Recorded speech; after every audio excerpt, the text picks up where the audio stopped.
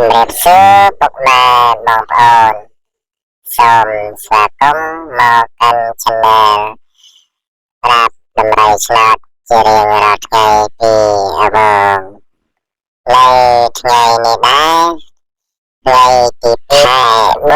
ឆ្នាំ2026អបងបានពំនាំនៅតម្រូវឆ្នោតល្អៗមកចែកជូនពុកម៉ែបងប្អូនដោយ free មិនគិតថ្លៃឡើយតែមិននឹងការឲ្យតម្រូវឆ្នោតអបងសូមពឹងពុកម៉ែបងប្អូនជួយចុច like វីដេអូនិង subscribe ដាក់រូបកណ្ដឹង comment ខាងក្រោមវីដេអូម្នាក់មួយផងដើម្បីឲ្យអបងមានកម្លាំងចិត្តឲ្យតម្រូវឆ្នោតជារៀងរាល់ថ្ងៃផងដែរតោះចឹងហើយកុំឲ្យខាតពេលយូរ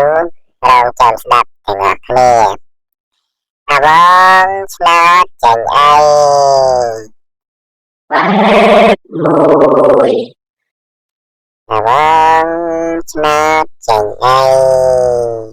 25អបងឆ្នោតចេញអី396